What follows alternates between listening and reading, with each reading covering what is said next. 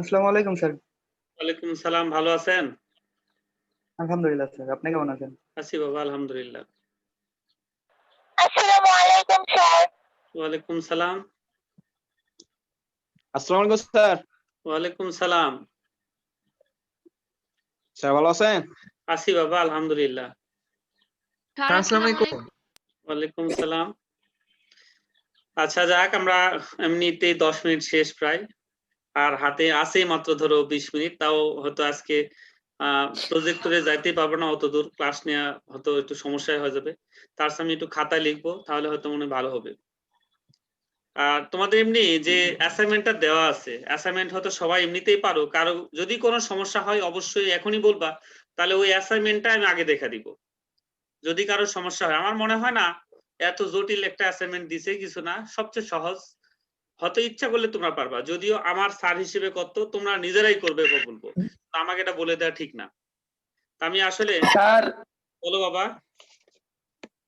Assignment তো ইউটিউবে পাওয়া যাচ্ছে স্যার। হয়তো ইউটিউব থেকে নাও, ওটা ডাউনলোড করে নিয়ে নাও, নিয়ে লিখে নাও। অনেকে স্যার স্যার অনেকে আবার দোকানে বিক্রি করতেছে, এগুলো কেমন? তোমরা জমা দাও, নিয়ে জমা দাও, দেখবো নি আমি কি হয়। মার্ক একটা অবস্থা। তো মার্ক দেয়া দি না, এটা সম্পূর্ণটা হচ্ছে, এটা এখন হচ্ছে ওই যে ইয়া দিয়ে দিছে যে উত্তম, অতি উত্তম, এ ধরনের কিছু অপশন দিতে বলছে, আমি দিয়ে দিব অতি উত্তম, সমস্যা নাই, সমস্যা নাই। হ্যাঁ দাও, তোমরা যেভাবে পারো জমা দাও, কোনো সমস্যা নাই। আমি একটু আজকে যে ক্লাসটা নিব সেটা হচ্ছে এরকম যে আমরা খাতাটা একটু লিখছি, কারণ আর সময় খুব অল্প, আর আমার প্রজেক্টরে গেলে সময় বেশি লাগবে, অনেক বেশি পড়া, তত বেশি আমরা পড়বো না আজকে। ক্ষুদ্র যতটুকু দরকার আগামী সাপ্লিমেন্ট ইয়ার জন্য, অ্যাসাইনমেন্টের জন্য, যেটা ফার্স্ট আবার পড়া দরকার হচ্ছে, এখানে আমরা গত যে ক্লাসটা শেষ করছিলাম হচ্ছে গতিশক্তি আর বিভব শক্তির মধ্যে যে সম্পর্কটা আমরা পড়ছিলাম। তো যাক রাফিন, তোমার আর হ্যান্ড শো করার দরকার নাই, আমি দেখতে পাচ্ছি আসলে যখনই কিছু করবো আমি তো এখান থেকে দেখতে পাবো সবাই কে কি করতেছো। যাক, এর আগে কিছুক্ষণ একজন সুন্দর একটা সূরা পাঠ করছে, সেও করছে, আমিও জানি কে করছে, এটা দেখা যাক এখান থেকে। কারণ এখানে জুমে জানো তো, যে যেই করুক সেটা কিন্তু এখানে লেখা ওঠে, যেহেতু আমি এখানে নিয়ন্ত্রণ করতেছি, আমি দেখতে পাবো কে কথা বলতেছো, কে কি করতেছো, সব বোঝা যায়। যাক, আমরা গতদিন যে প্রমাণগুলো করছিলাম মনে আছে নাকি জানা না, গতিশক্তি প্রমাণ করছিলাম, এরকম গতিশক্তি গতি শক্তি ইকুয়ালটা আমরা গতদিন প্রমাণ করছিলাম ই কে দ্বারা প্রকাশ করছিলাম, ই কে ইকুয়াল হচ্ছে হাফ এম ভি স্কয়ার, এটা হচ্ছে গতিশক্তির ইকুয়েশন। আর একটা প্রমাণ করছিলাম হচ্ছে বিভব শক্তি, ইপি, বিভব শক্তি ইপিটা প্রমাণ করছিলাম, সেটা হচ্ছে EP equal to M GS লিখছিলাম। কোনটা কি, এগুলোতে কিন্তু একটা দুটো আমরা অঙ্কও করছিলাম, আমরা এগুলোতে একটা করে অঙ্কও করছিলাম। তা আশা করি হয়তো এগুলো অঙ্ক যদি আসে অবশ্যই পারবা। তা আজকে আমার পড়ার দরকার হচ্ছে এদের মধ্যে সম্পর্ক বা সংরক্ষণশীলতা কি সেটা নিয়ে।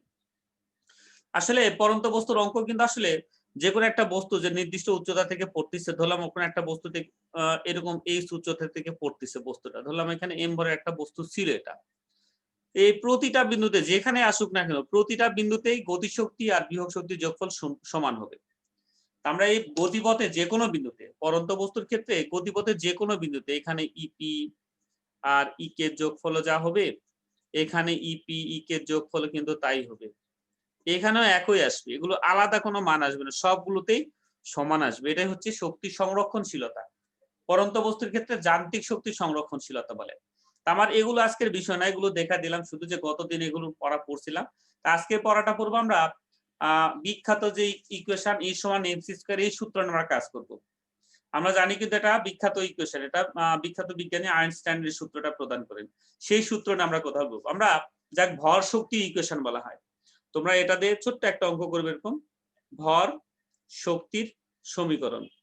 ইকুয়েশনটা লিখতেছি, প্রমাণ তোমাদের নাই, প্রমাণ হচ্ছে তোমাদের ইন্টারমিডিয়েট লেভেলে পাবা। ভর শক্তির সমীকরণটা এরকম লিখতে হয়, ভর শক্তির সমীকরণ ই সমান এম সি স্কয়ার। ই হচ্ছে আসলে কতটুকু ভর থেকে কতটুকু শক্তি পাওয়া যাচ্ছে সেটা, এম হচ্ছে ভরের পরিমাণ, সি হচ্ছে আলোর বেগ, আর হচ্ছে ই হচ্ছে আমাদের প্রাপ্ত টোটাল যে শক্তিটা পাইলাম। আমি এই সূত্রের উপর ভিত্তি করে কয়েকটা অঙ্ক আগে করায় নিব, তারপরে আমি আগাবো, তারপরে আরো যতটুকু পড়া সেগুলো আমরা পড়ে নিব। এটার জন্য আমি একটু মনে করে নে, পরের পেজে দিয়ে দিচ্ছি কোনটা কি দরকার, আমি সূত্রটা লিখে রাখতেছি। আমার সূত্রটা হচ্ছে এটা, এখানে দিয়ে দিলাম, আমি যে সূত্রটা ইউজ করতে যাচ্ছি সূত্র হচ্ছে E = mc²। আমি এটা লিখে রাখলাম, যেখানে m হচ্ছে ভর, এটা দেওয়া থাকবে কিন্তু এটা ভর। সাধারণত এককটা অবশ্যই কেজিতে নিয়ে আসার চেষ্টা করবা, KG.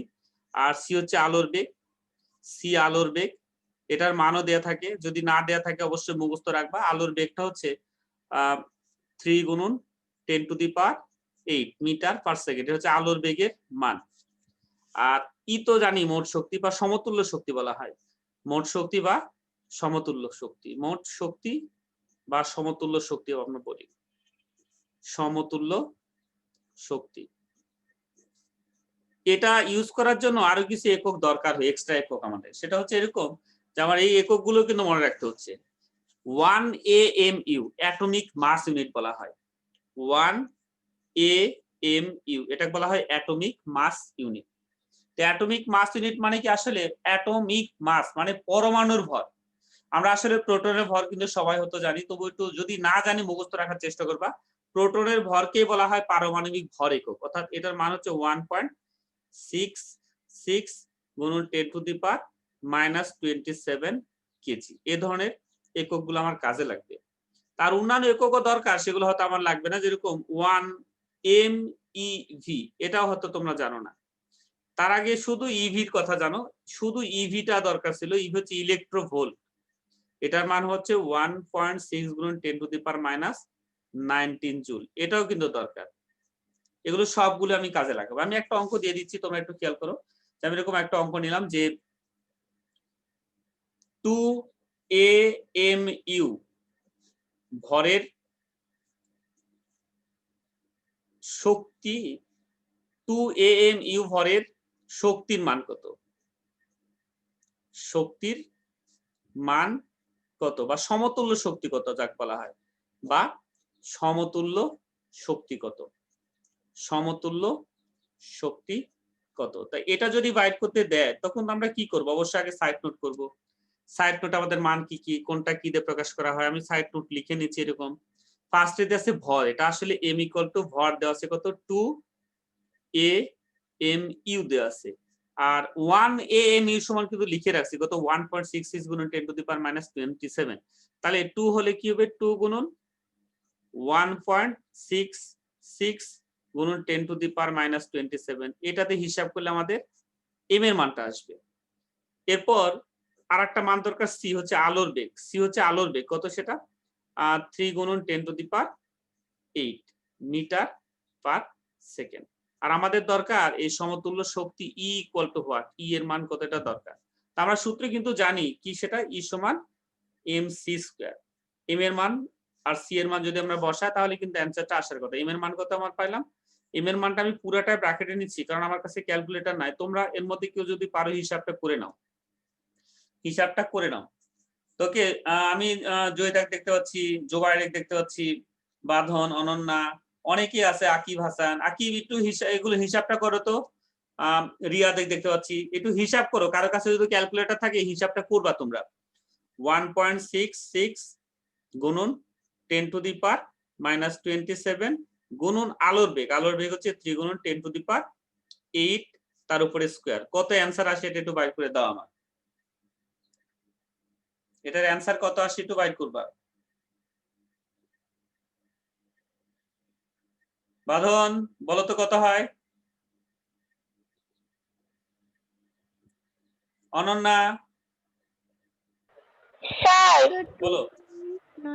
2.988 into 10⁻10 10⁻10। Okay, thank you. তো যাকে এটা কিন্তু আসলে জুলে আসছে, এরকম জুলে আসছে। এরকম আরো একটা অঙ্ক আমি দিচ্ছি, আমি এককগুলো আর বলবো না কিন্তু এগুলো আমরা জানি। পরের পেজে এরকম আরেকটা অঙ্ক দিব, এরপর আবার চেঞ্জ করবে। এরকম পরের পেজে আমি আরেকটা অঙ্ক দিচ্ছি, পরের পেজে আরেকটা অঙ্ক দিলাম এরকম যে 4 AMU ভরকে সমতুল্য শক্তিতে রূপান্তরিত করো, সমতুল্য শক্তিতে রূপান্তরিত করো, রূপান্তরিত করো। তাহলে এটা করো তো, আমি কোনো সাইড নোট টাইম নোট কিছু দিচ্ছি না, তোমরা করবা এটা। করো দেখি স্যার। পারো কিনা বাবা। 5.976 into 10 inverse 10. 976. 5.976 গুণন 10 টু দি পাওয়ার 10 inverse 10.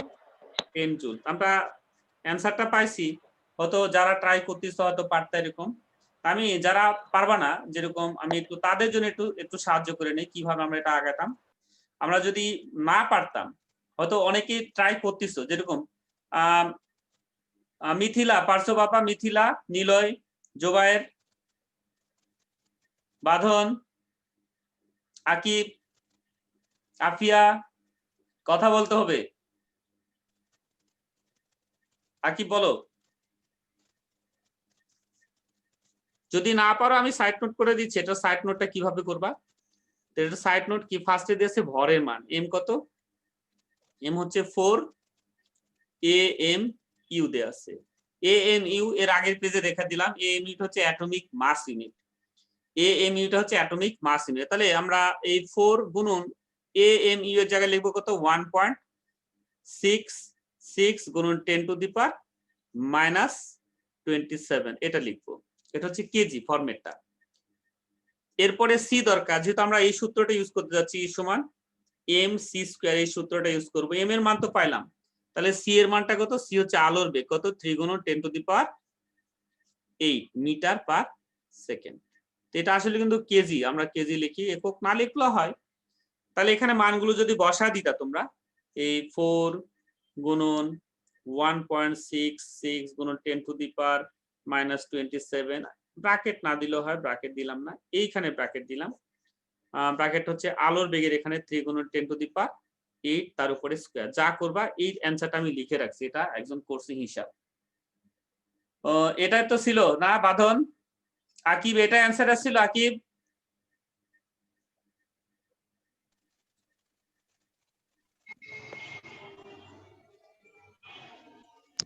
-10 আসছিল। -10 তো আসার কথা না বাবা, তোমরা তাও একবার, আমার জানি না মাইনাস মাইনাস। আমার হ্যাঁ স্যার ইউনিভার্সিটি আসলে আমি আপনাকে বললাম যে মানে 10 টু দি পাওয়ার -10। হ্যাঁ ওকে, তাহলে আগেরটাও কি ভুল ছিল, আগেরটাও মনে হয় মাইনাস ছিল না। জি স্যার আগেরটাও মাইনাস আচ্ছা ওকে, সমস্যা নাই, আমরা দেখছি। আমরা যদি এই এককটা আমরা যেটা পাইছি এটা যদি আমি চাই যে এটা আসলে মেগা ইলেক্ট্রোভোল্টে মান কত, এই মানটা যদি বলি মেগা ইলেক্ট্রোভোল্টে মান কত, তাহলে আমরা কি করে আগাবো এটা।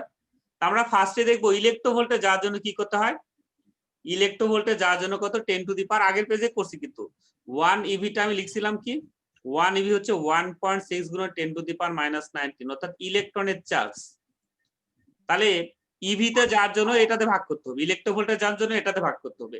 আর মেগার কথা মনে আছে, মেগা কত 10 টু দি পাওয়ার 6, তাহলে মেগাতে যাওয়ার জন্য 10 টু দি পাওয়ার 6 তে ভাগ করতে হবে। অর্থাৎ টোটাল ভাগটা এরকম করবা 10 টু দি পাওয়ার 6 তে ভাগ করবা গুণন 1.6 গুণন 10 টু দি পাওয়ার -19 এটাতে ভাগ করবা। অর্থাৎ এই যে মানটা পাইছিলা 976 গুণন 10 টু দি পাওয়ার -10, এটা যদি ভাগ করো তাহলে এটার যে মান আসবে সেটা হচ্ছে মেগা ইলেক্ট্রোভোল্টে আসবে, মেগা ইলেক্ট্রোভোল্ট। তা আসলে কত আসে আমি জানি না, তোমরা হিসাব করে একটু বলে দিতে পারো কত হয়।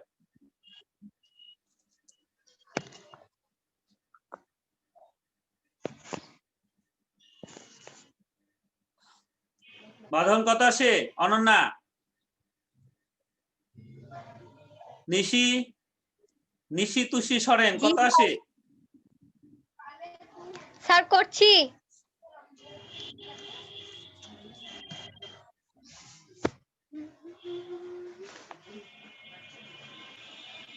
কত আগে,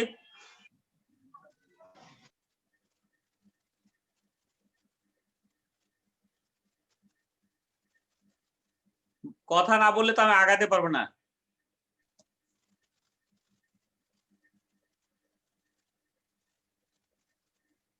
বাঁধন কত আছে, রিয়াদ 3735 3735, আমি জানি না হয়তো এটা আসতে পারে, আর লিখলাম না পয়েন্ট, যাই হোক এরকমই। স্যার আমার হচ্ছে 37,300 37,350 শেষে শূন্য আসছে।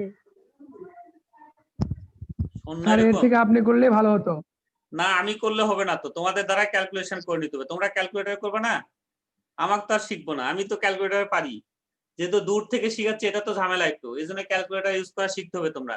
আর যদি না পারো, আমি বলি যেভাবে বলি সেভাবে তোমরা ক্যালকুলেটর চাপো, ইনশাল্লাহ অ্যান্সার আসবে। ঠিক আছে শোধো?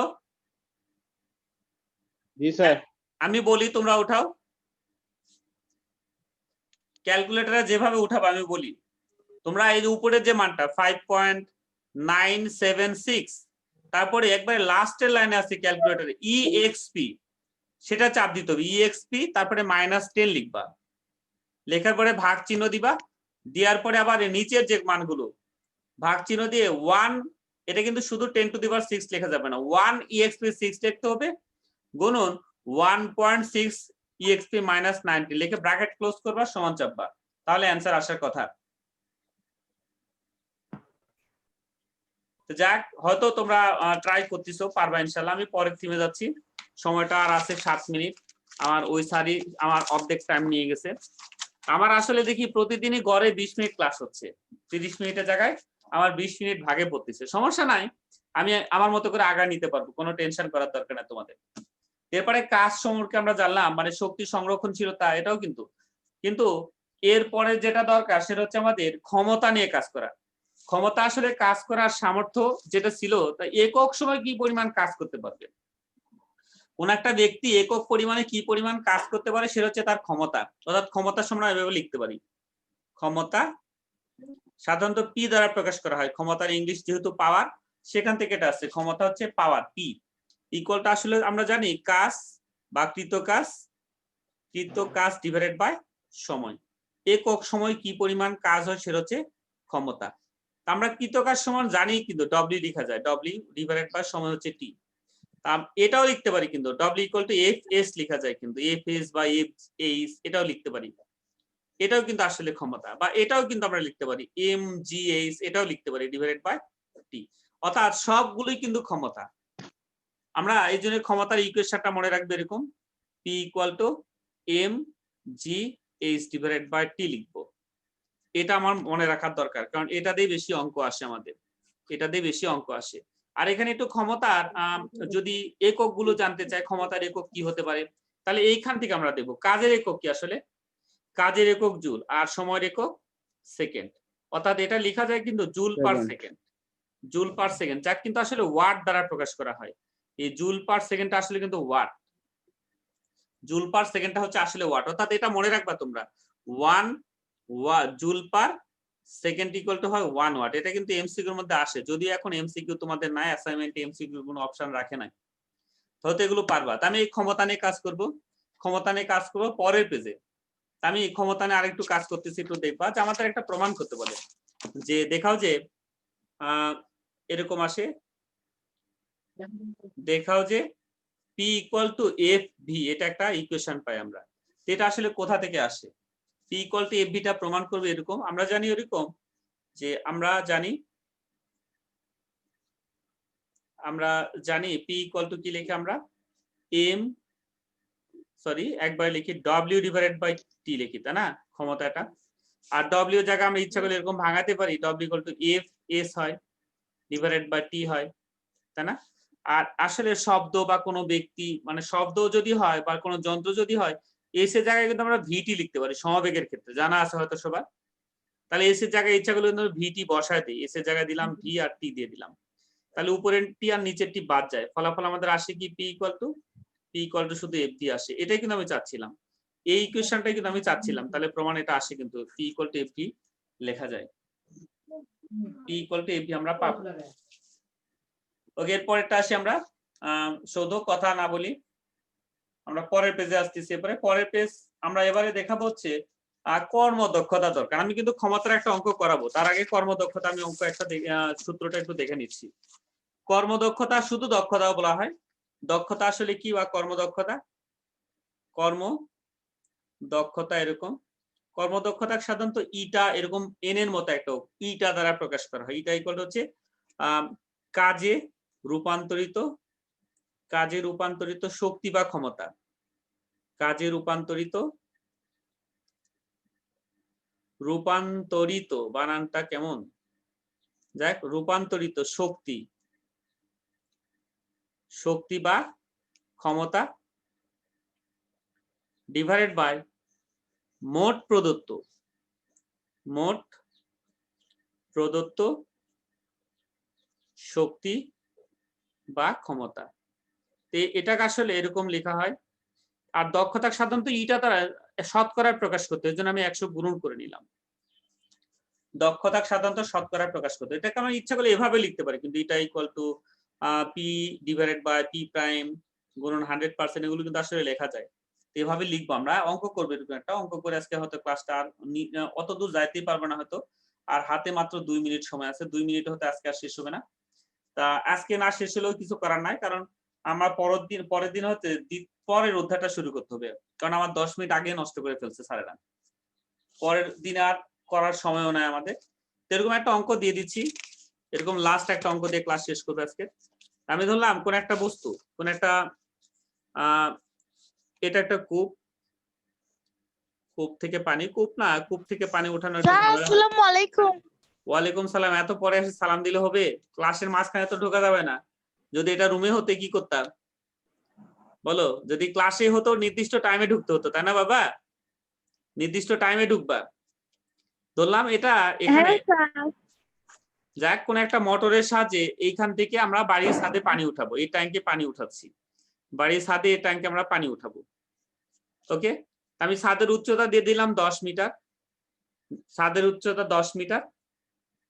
আর যে যন্ত্রটা ইউজ করব, যে মোটরটা ইউজ করবে, মোটরের ক্ষমতাও দিয়ে দিলাম 2 এইচপি দিলাম, কারণ এর মধ্যে এইচপিটাও শেখার দরকার। এরপরে নির্দিষ্ট একটা টাইম দিয়ে দিলাম, টাইম দিলাম হচ্ছে 3 মিনিট দিলাম। তাহলে কতটুকু পানি উঠাতে পারবে, এম এর মান কত, ভর কত, এম এর মানটা কত, এটা আমাদের দরকার। আমি ইচ্ছা করলে সূত্রটা একবার লিখতে পারি, P equal to M G H divided by T, এটা দিয়ে দিতে পারি। এম এর মানটা দরকার, তাই না? তাহলে এম ইকুয়াল টু আমরা লিখতে পারি হচ্ছে P T divided by G H. এখানে শুধু একটাই কনফিউশন, পি এর মান 2 এইচপি লিখছি। এইচপিটা আসলে হচ্ছে হর্স পাওয়ার বা অশ্ব ক্ষমতা বলা হয়। তো তার এটা লেখা যায়, এইচপি হচ্ছে 746 ওয়াট লিখতে হয়। 1 এইচপি হচ্ছে 746 ওয়াট। তাহলে আমরা এখানে যদি মানগুলো বসাই, পি এর মান হচ্ছে কত? পি এর মান হচ্ছে 2 গুণন 746, আর টি এর মান কিন্তু 3 মিনিট দেওয়া আছে, অর্থাৎ 3 মিনিটে যদি সেকেন্ডে নিয়ে যাও অবশ্যই 60 গুণন করতে হবে, কিন্তু ডিভাইডেড বাই জি এর মান হচ্ছে 9.8, আর উচ্চতা কত? উচ্চতা 10 মিটার। যা আসবে সেটা হচ্ছে ভর, অর্থাৎ 3 মিনিটে এতগুলো পানি উঠাতে পারবে। আমার আজকে সময় দেখতেছি না, টাইম শেষ। আমি ইনশাল্লাহ সামনের দিনে আমরা পরের অধ্যায় নিয়ে কথা বলবো, আর আমি ইনশাল্লাহ স্যারদের সঙ্গে কথা বলবো যেন এরকম মিস্টেক আর না হয়। আমি নির্দিষ্ট টাইমেই ক্লাস চাই, অর্থাৎ আমার ক্লাস যেন 45-এ শুরু হয়। তোকে আমরা সামনের দিন ইনশাল্লাহ শেষ করবো আবার, আর একটু সামনের দিনের প্রয়োজন এগুলো একটু দেখা দিব, আর পরের অধ্যায়টা দেখবো। আজকে এই পর্যন্ত, সবাই ভালো থাকো, আল্লাহ হাফেজ। স্যার আসসালামু আলাইকুম। Good bye sir. আসসালামু আলাইকুম স্যার।